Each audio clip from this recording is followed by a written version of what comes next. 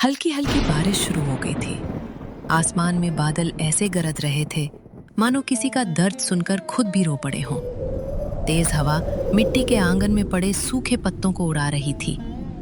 बिजली की चमक के साथ पूरा घर रह रहकर जगमगा उठता। उसी आंगन में गांव के कुछ लोग भी खामोशी से खड़े थे। बीच में सफेद धोती कुर्ता पहने, झुके हुए कंधों और कांपते हाथों के साथ खड़े थे दीनानाथ। उनके साथ उनकी बड़ी बेटी जमुना और छोटी बेटी रूपा ऐसे डर कर खड़ी थी जैसे उस दोनों को लग रहा था कि कहीं घर के साथ साथ बाबूजी भी उससे छिन न जाए। सामने उनका छोटा भाई गजाधर सीना ताने खड़ा था। भैया, मैंने अपना फैसला सुना दिया है। आज के बाद इस घर में आपका कोई हक नहीं है। आप अपनी दोनों बेटियों को लेकर यहां से चले जाइए। दीनानाथ कुछ पल तक अपने भाई का चेहरा देखते रहे। ये वही भाई था जिसे बचपन में उन्होंने अपनी पीठ पर बैठाकर पूरे गांव की सैर कराई थी। ये वही भाई था जिसके लिए उन्होंने अपनी पढ़ाई छोड़कर खेतों में मजदूरी की थी। आज उसी भाई की आंखों में अपने बड़े भाई के लिए गुस्सा और अपमान दिखाई दे रहा था। गजाधर, अगर तुझे मेरा हिस्सा चाहिए तो ले ले, मैं बिना एक शब्द बोले दे दूंगा, लेकिन मुझे मेरी बेटियों के साथ इस घर से मत निकाल। भूल गया तू, इसी आंगन में तेरी भाभी की आखिरी सांस चली थी। इन बच्चियों ने यहीं अपनी माँ की गोद खोई है, यहीं माँ बाबूजी की यादें बसी हैं। इनसे ये घर मत छीन गजाधर। भावनाओं से पेट नहीं भरता भैया। मुझे किसी भी सूरत में ये घर और जमीन चाहिए। इतना सुनते ही रूपा की आंखों से आंसू बह निकले। वो अपने चाचा के पास गई और हाथ जोड़कर बोली, चाचा, हमें मत निकालिए। मैं अब कभी आंगन में शोर नहीं करूंगी। आपकी बात कभी नहीं टालूंगी। बस हमें यहीं रहने दीजिए। चाचा, बाबूजी ने हमेशा आपको बेटे से बढ़कर माना है। अगर कोई गलती हुई है तो हमें बता दीजिए, लेकिन हमें बेघर मत कीजिए। गजाधर का दिल बिल्कुल पत्थर जैसा था। उसे इन बच्चियों पर कोई दया नहीं आ रही थी। तुम लोग चले जाओ यहाँ से। मैं अपना फैसला बदलने वाला नहीं हूँ। माफ कर देना बेटी, मैं तुम लोगों को बेघर होने से नहीं बचा पाया। बाबूजी, हमारी वजह से आपको ये दिन देखना पड़ रहा है।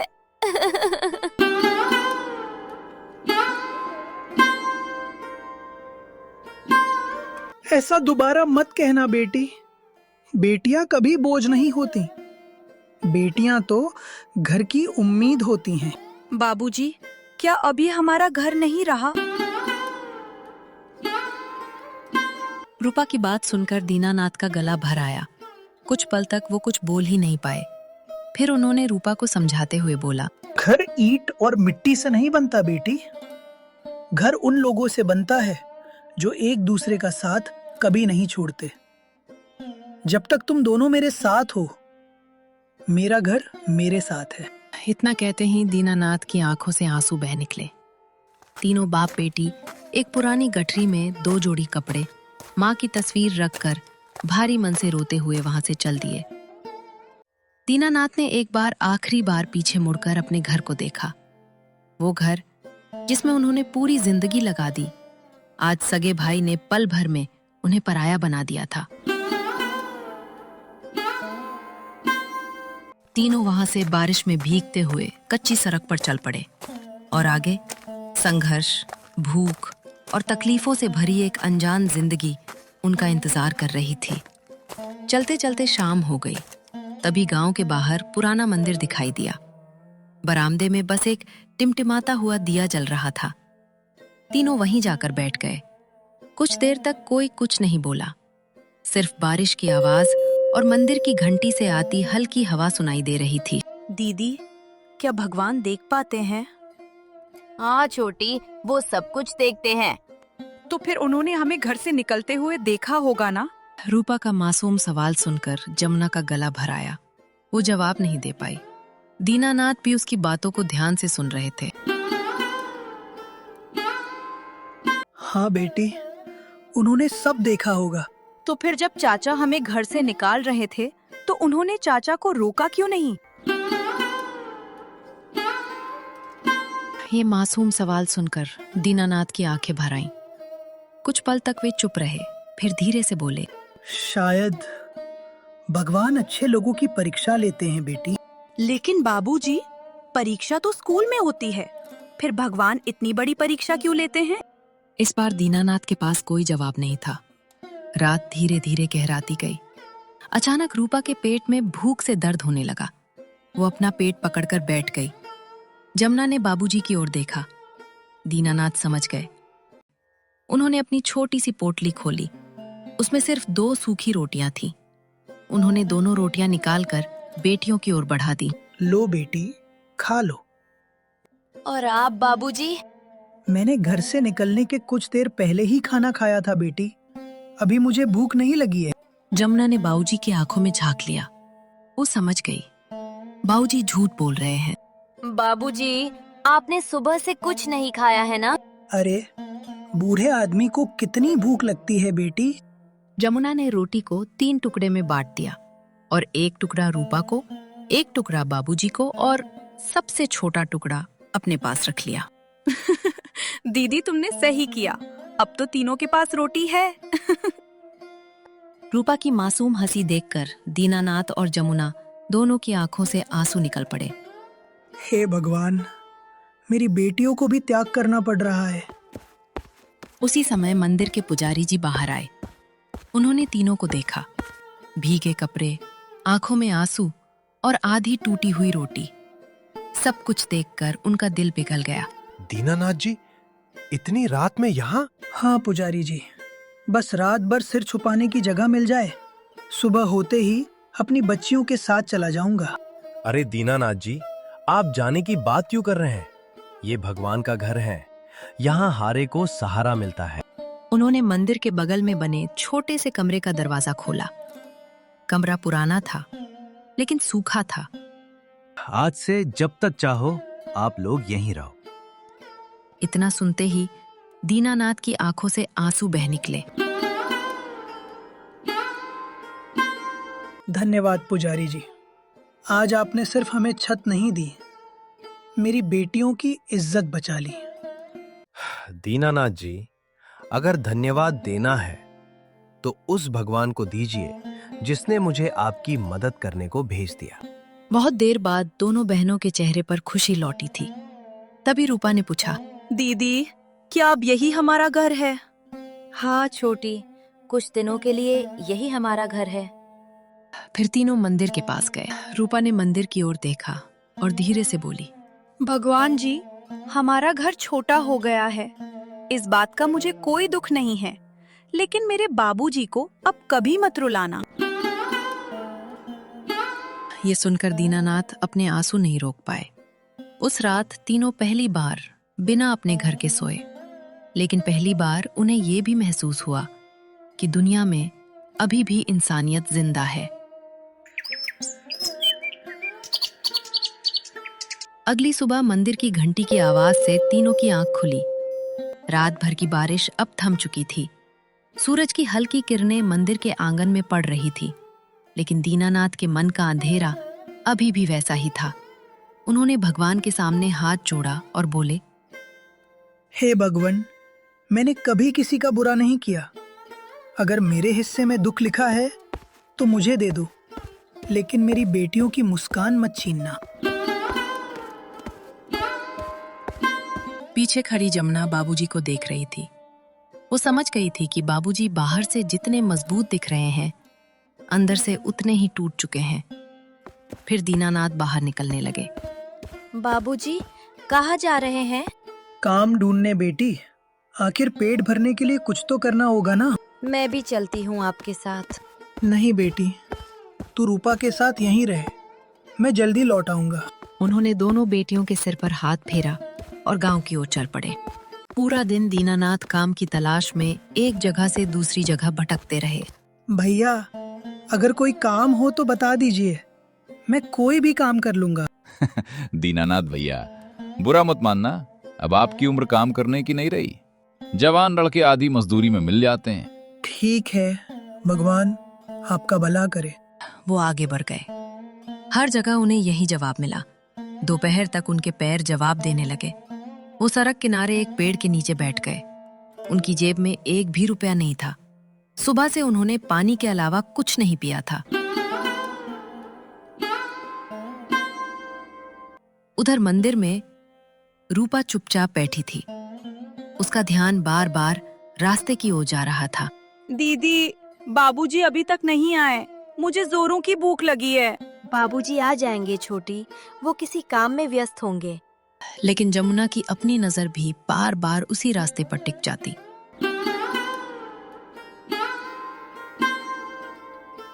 कुछ देर बाद उसने अपना छोटा सा कपड़े का थैला खोला।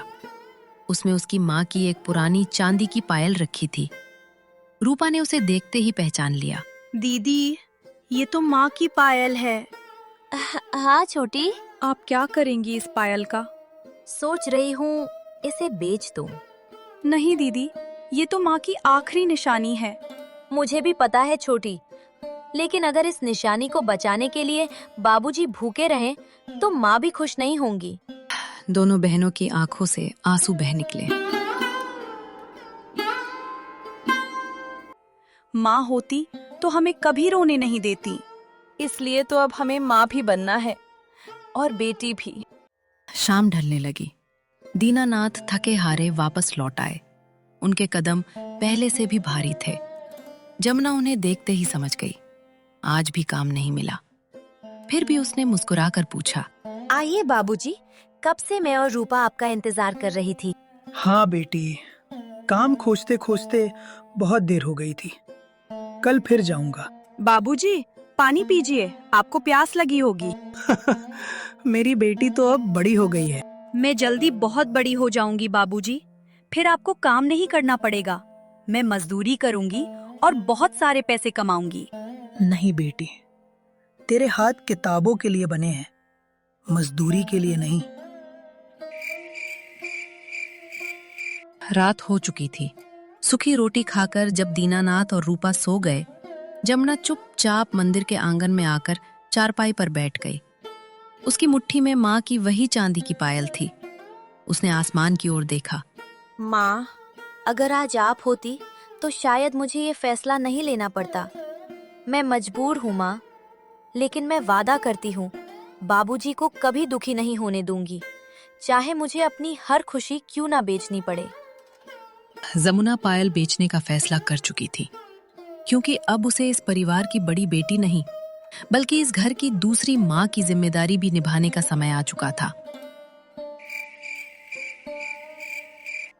अगली सुबह सूरज अभी पूरी तरह निकला भी नहीं था कि जमुना चुपचाप उठ गई। उसने बाबूजी और रूपा की ओर देखा। दोनों गहरी नींद में थे। दीनानाथ के चेहरे पर उदासी साफ दिखाई दे रही थी। जमुना ने धीरे से माँ की चांदी की पायल अपनी मुट्ठी में कस ली। माँ, मुझे माफ कर देना। आज आपकी आखिरी निशानी भी छोड़नी पड़ेगी, लेकिन मैं बाबूजी को भूखा नहीं देख सकती। तब तक दीनानाथ भी जाग चुके थे। उन्होंने पीछे से आवाज लगाई, बेटी, किससे माफी मांग रही है? कुछ नहीं बाबूजी, बस ऐसे ही। लेकिन दीनानाथ की नजर उसकी मुट्ठी पर पड़ गई। माँ की चांदी की पायल देखकर उनके चेहरे का रंग उड़ गया। ये तो तेरी माँ की पायल है। इसे लेकर कहाँ जा रही थी? कुछ पल तक सन्नाटा छाया रहा। फिर जमुना ने कांपती आवाज में कहा, बेचने बाबूजी। दीनानाथ जैसे भीतर तक हिल गए। नहीं, बिल्कुल नहीं। हम गरीब हो गए हैं बेटी, लेकिन इतने मजबूर नहीं हुए कि तुम्हारी माँ की आखिरी यादें बेच दें। यादें पेट नहीं भरती बाबूजी। लेकिन यही यादें इंसान को जीने की ताकत देती है बेटी। ताकत से भूख नहीं मिटती बाबूजी। कल रात आपने भी कुछ नहीं खाया, मैंने भी नहीं खाया। रूपा भी आधा पेट खाकर सो गई। दीनानाथ की आंखें झुक गईं। वे कुछ नहीं बोल पाए। जमुना पहली बार बाबूजी के सामने टूट गई। मैं आपकी बेटी हूँ बाबूजी। आपके चेहरे की हर झूठी मुस्कान पहचानती हूँ। जब आप कहते हैं कि आपको भूख नहीं है, तब सबसे ज्यादा भूख आपको ही लगी होती है। जब आप कहते हैं कोई चिंता नहीं, तब आप सबसे ज्यादा चिंता कर रहे होते हैं। मुझे माफ कर दे बेटी, मैं अच्छा बाप नहीं बन सका। ऐसा मत कहिए बाबूजी।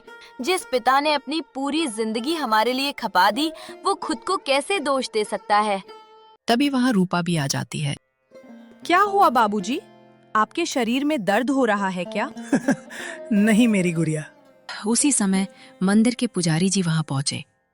उन्होंने तीनों के चेहरे देखे। उन्हें समझते देर नहीं लगी कि दीनानाथ अपने बेटी से कुछ छुपा रहे हैं।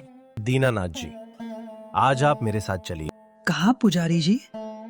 गांव के स्कूल में चौकीदार की जरूरत है।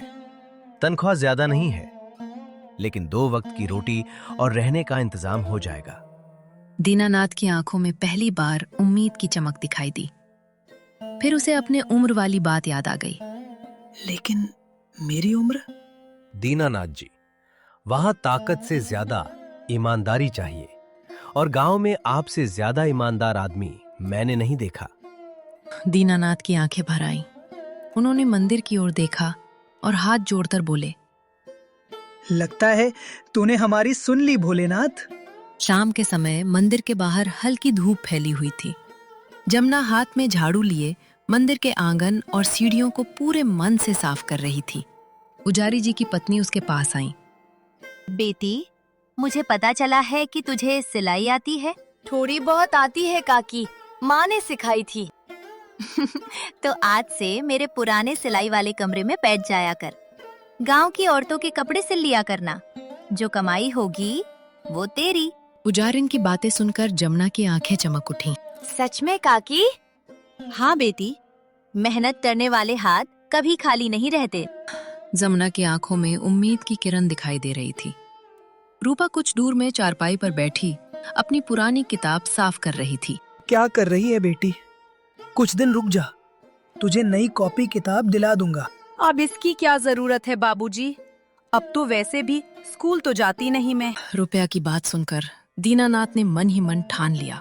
अब चाहे जितनी मेहनत करनी पड़े, इन दोनों बेटियों के सपने कभी टूटने नहीं दूंगा। और कुछ दिनों बाद स्कूल में रूपा का एडमिशन भी करवा दिया। समय अपनी रफ्तार से आगे बढ़ता रहा। बरसों पहले जिस पिता ने अपनी दोनों बेटियों को आंसू छुपाकर हिम्मत देना सिखाया था, आज उसी पिता की मेहनत रंग लाने लगी थी। छोटी बेटी रूपा पढ़ाई में पूरे जिले की सबसे होनहार छात्रा बन चुकी थी। सरकारी छात्रवृत्ति मिलने के बाद उसे आगे की पढ़ाई के लिए शहर भेज दिया गया। उधर जमुना ने अपने छोटे से सिलाई केंद्र को पूरे इलाके की पहचान बना दिया। अब वहां सिर्फ कपड़े नहीं सिले जाते थे, बल्कि गरीब बेटियों के टूटे हुए सपनों को भी नया सहारा मिलता था। दूसरी ओर दीनानाथ आज भी उसी सरकारी स्कूल में चौकीदार की नौकरी कर रहे थे।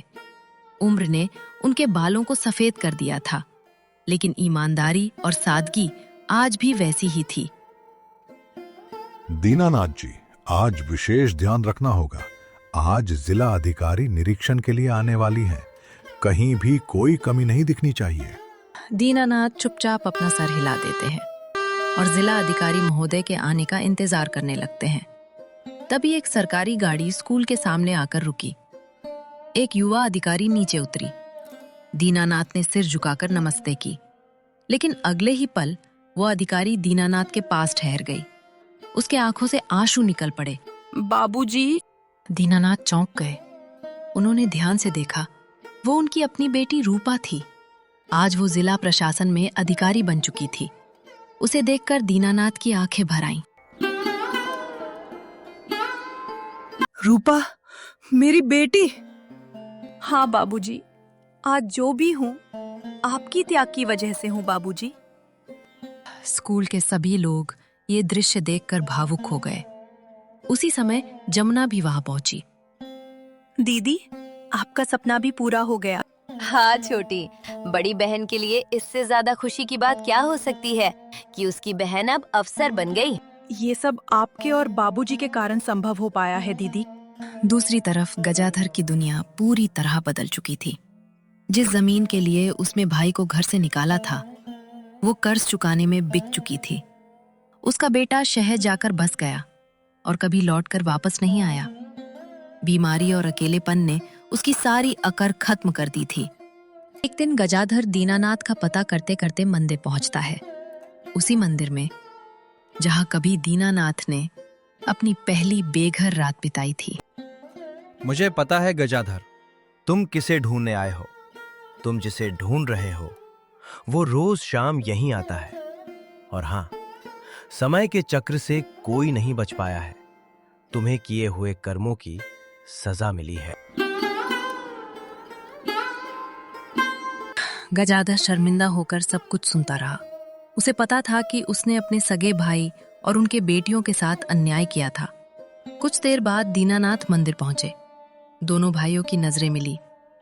गजाधर की आंखों से आंसू निकल पड़ा। भैया, मुझे माफ कर दो। मैंने लालच में अंधा होकर अपना ही घर उजाड़ दिया। भगवान ने मेरे हर पाप की सजा दे दी है भैया। चुप हो जा गजाधर। इंसान से गलती हो जाती है, लेकिन आज तुम्हारी आंखों में जो पछतावा दिख रहा है वही बता रहा है कि तुम्हारा दिल अभी मरा नहीं है।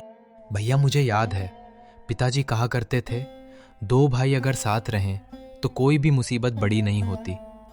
लेकिन मैंने उनकी सीख भुला दी। लालच ने मुझे इतना अंधा कर दिया कि मैं आपका दर्द भी नहीं समझ पाया। गजाधर, जब तुम मुझसे दूर हुए थे ना, उस दिन मुझे जमीन का दुख नहीं हुआ था। दुख इस बात का हुआ था कि मेरा छोटा भाई मुझसे बिछड़ गया। खेत फिर से मिल सकते हैं, लेकिन भाई अगर बिछड़ जाए तो वो दर्द जिंदगी भर रहता है। भैया, मैंने आपके भरोसे को तोड़ा, आपके परिवार को रुलाया, आपकी बेटियों के साथ अन्याय किया। आज जब भगवान ने मुझे अकेला कर दिया, तब समझ आया कि धन से घर नहीं बसता, घर तो अपने लोगों से बसता है। तुम्हें पता है गजाधर, कितनी बार मन हुआ कि तुम्हारे पास आऊं, तुम्हें गले लगाऊं, लेकिन हर बार लगा कि शायद तुम्हें मेरी जरूरत ही नहीं रही। फिर भी मैंने कभी भगवान से तुम्हारे लिए बुरा नहीं मांगा। हमेशा यही प्रार्थना की कि मेरा भाई एक दिन सच समझ जाए। दीनानाथ और गजाधर अभी बात ही कर रहे थे कि वहां जमुना और रूपा भी आ गईं। गजाधर दोनों के सामने हाथ जोड़कर खड़ा हो गया। बेटी, अगर हो सके तो इस चाचा को माफ कर दो। रूपा ने एक पल के लिए बाबूजी की ओर देखा। दीनानाथ ने मुस्कुराकर सिर हिला दिया। चाचा, अगर बाबूजी ने आपको माफ कर दिया तो हम कौन होते हैं नाराज रहने वाले। रिश्ते तब तक जिंदा रहते हैं जब तक उनमें माफ करने की जगह बची रहती है। दोनों बेटियों के मुंह से ऐसी बातें सुनकर गजाधर फूट फूट कर रो पड़ा।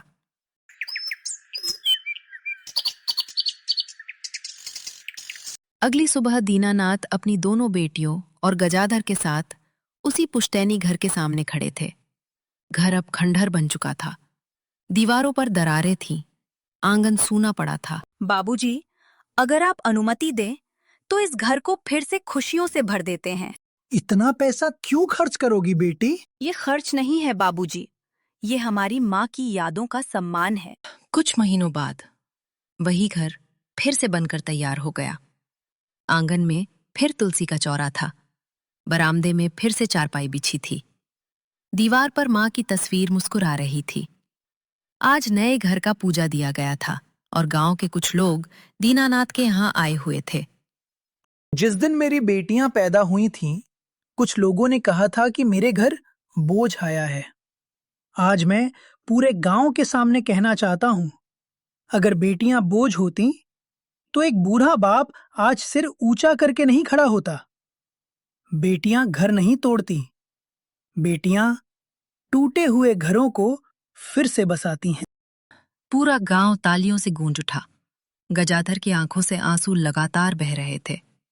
बरसात की हल्की फुहार फिर शुरू होती है, लेकिन इस बार ये बारिश किसी दर्द की नहीं, एक नए जीवन, नए रिश्ते और एक पिता की जीत की गवाह